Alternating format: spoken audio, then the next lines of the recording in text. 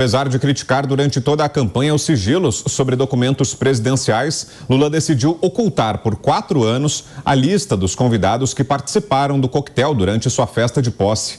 Bancada com dinheiro público, a cerimônia, que foi organizada pela primeira-dama Rosângela da Silva, a Janja, ocorreu no Itamaraty e os participantes puderam comer e beber de graça. De acordo com o site Poder 360, o evento contou com chefes requisitados como Kátia Barbosa e Bela Gil, que serviram os convidados durante a recepção. O Ministério das Relações Exteriores, comandado por Mauro Vieira, se recusou a detalhar a lista de convidados e dos valores gastos no coquetel, que teve a participação de diversos líderes de Estado. Para justificar o sigilo, a gestão de Lula afirmou que as informações que puderem colocar em risco a segurança do presidente e vice e respectivos familiares serão reservadas. Mas com você, Zé, que achou da decisão? Pois é, eu falei aqui sobre a verdadeira festa quando nós falávamos sobre aquela festa organizada, pop, na esplanada dos ministérios, com vários cantores, né? Uma fila de cantores, e aí eu disse, olha, mas a festa mesmo é aquela festa fechada no Itamaraty, um jantar também para os convidados estrangeiros e essa festa do Itamaraty. Olha, Vitor, essa festa do Itamaraty, ela é normal, ela acontece sempre quando há posse, né, que é uma festa mais fechada para convidados. O que eu desdenho e critico muito, sabe, é esta mania de fingir que não gosta da coisa e gosta muito, e faz muito. Essa ideia de que é pop e, na verdade, é muito requisitado, é muito fino, usa um relógio de milhões, usa um salão do Itamaraty com chefes refinados e, na hipocrisia, desdenha e diz que não. As pessoas têm que ser coerentes, o político tem que olhar na cara do eleitor e dizer o que ele gosta, o que ele quer e o que ele faz, né? Nisso aí, o que há de estranho é a hipocrisia. Toda posse tem mesmo esses regalos, esses presentes aí para os convidados mais íntimos e os escolhidos a dedo para participar. Para você, Pavinato, correto o sigilo? Olha, eu só me corrigindo aqui, eu falei Receita Federal do passaporte, a Polícia Federal, tá? A gente não tem que ter peto, a gente fala na raça aqui, tá? A gente tem que se preparar, tem que ter repertório, mas às vezes uma palavra ou outra se troca. Bom, se é certo esse sigilo, bom, a gente veio do Lula. Vou te interromper, o microfone tá ruim, já te devolvo. Vamos com você então, Mota, diz para mim o que achou desse sigilo imposto pelo governo Lula.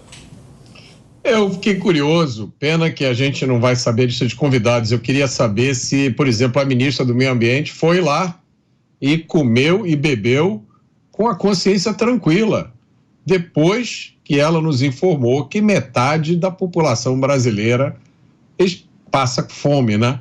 Será que não seria melhor ter pegado esses alimentos, essas bebidas e distribuído para essas pessoas? Olha, segundo a revista Veja, o governo não vai revelar a lista de 3.500 convidados que comeram de graça, nem o custo detalhado do coquetel. Segundo uma diretora de uma ONG que trata de transparência, é uma clara contradição do discurso do presidente em relação ao que ele criticava e ao discurso de posse, em que ele defendeu que a transparência seja cumprida. Meus amigos, contradição entre discurso e prática não são exatamente nenhuma novidade na política brasileira. Dizer uma coisa e fazer exatamente o oposto também não é nenhuma novidade em governos de esquerda no Brasil. A única novidade é que parece que desapareceu uma preocupação que existia, ainda que fosse mínima, em dar pelo menos um verniz de coerência e de alinhamento entre a retórica e os atos. Pode ser só a minha opinião, e eu respeito o contraditório, mas eu acho que a lista de convidados dessa festa está entre os segredos menos importantes do Brasil atual. Eu tenho a impressão que há muitas outras coisas mais importantes que o brasileiro gostaria de saber primeiro. Você queria completar, Zé? Só para dizer para o Pavinato que esse tipo aí de passaporte, ele é emitido pelo Ministério de Relações Exteriores, né? O oficial e o diplomático. E o presidente, vice-presidente e ex-presidente da República tem direito ao passaporte diplomático, que dá ali certas regalias mesmo. Eu não vou devolver para ele te responder, Zé, que a gente ainda está ajustando o microfone aqui do Pavinato. Daqui a pouquinho ele vai estar de volta. Você, Kobayashi? Não tem. Bom, Vitor, pois sigilo sobre os dados do coquetel, a justificativa do Ministério é que são dados reservados, né? A gente precisa se lembrar que, para este governo, é privativa a lista de convidados para um coquetel de posse de um presidente da República, de 3.500 convidados, mas não é privativa a lista dos convidados para a residência da ex-primeira-dama. Então, você saber quem ela recebe na casa dela, amigos, o pastor, a pessoa que cuida do cabelo, da roupa, aí não é privativa, aí tem que ser dado público. Agora, os amigos do presidente, 3.500 amigos do presidente convidados, aí é um dado reservado. Então, é a cena da incoerência, né? O artigo 37 da Constituição estabelece os princípios da administração pública. Na faculdade, para decorar, para a prova, a gente aprende como LIMP, que é legalidade, impessoalidade, moralidade, publicidade e eficiência. Publicidade.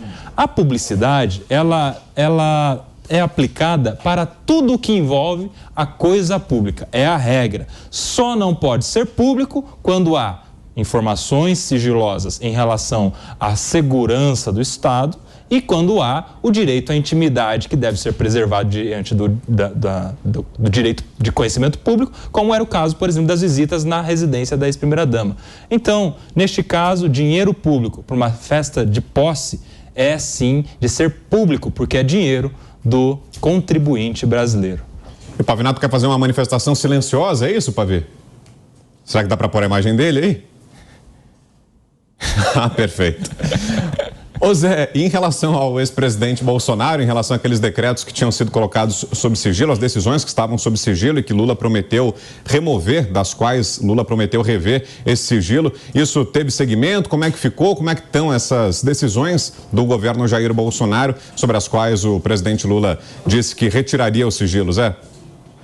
Por determinação de Lula, houve todo um trabalho da equipe de transição para remoer ali, procurar alguns dados para ficar criticando o governo do presidente Jair Bolsonaro, né?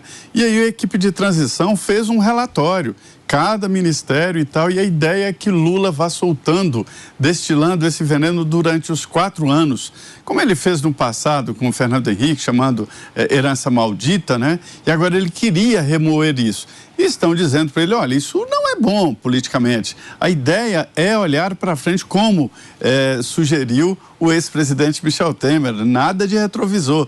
Mas é que Lula não muda de opinião, ele é meio ideia fixa, né? A ministra Rosa Weber, aliás, Carmen Lúcia, que dizia, né? Só os loucos e os cachorros é que têm ideia fixa. A gente deve olhar para frente e esquecer o passado. E entre esses atos de remoer passado estão os de sigilo. Há um grande desentendimento sobre essa história de sigilo de 100 anos. Pelo contrário do que se imagina, o Congresso Nacional é que discutiu o sigilo eterno. Era sigilo eterno. E aprovaram uma lei dizendo o seguinte, olha, sigilo de 100 anos, não se pode fazer o sigilo eterno. E aí, dentro desse aspecto aí do sigilo de 100 anos, houve ali alguns debates internos que foram colocados no sigilo, mas isso aí é uma prática normal em se tratando de informações pessoais, como, por exemplo, relatório médico, carteira de vacinação. Isso é pessoal, isso não é público, e a lei protege exatamente as informações pessoais. Lula começou divulgando os cartões corporativos, está fazendo vasculhando aí os gastos com os cartões corporativos e provocando também outro desentendimento. Quando se fala em cartão corporativo da presidência, não significa que o presidente da República andava com ele no bolso e só ele podia gastar. Não, é da presidência, não é do presidente. Tem também o do presidente, mas da presidência. Então, esse cartão corporativo serve para pagar viagens, para tirar dinheiro para fazer diária, gastos emergenciais onde não há tempo de fazer nenhuma previsão e assim por diante. Isto é previsto em lei. E tem o sigilo porque se trata da segurança do presidente da República. O presidente da República é uma instituição. Tanto é assim que ele, quando anda, ele desloca a bordo de um comboio definido por decreto, que não foi criado agora. Tem que ser um carro reserva, tem que ter uma ambulância, um corpo de bombeiros e assim por diante. É um comboio presidencial, é a proteção de uma instituição. E aí, quem destrói a instituição? Quem fica criticando exatamente esses rituais de defesa da instituição chamada Presidência da República. Se quiser. Agora sim, Thiago Pavinato, Brasil quer ouvi-lo, Pavinato. O quê? Que responsabilidade. Eu vou falar uma coisa para vocês muito séria, guardem isso para a vida de vocês.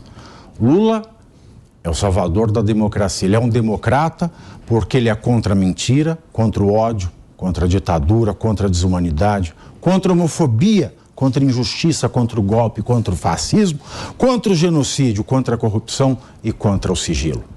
Mas ele admite a mentira do bem, o ódio do bem, a ditadura do bem, a desumanidade do bem, a homofobia do bem, a injustiça do bem, o golpe do bem, o fascismo do bem, o genocídio do bem, a corrupção do bem e o sigilo do bem.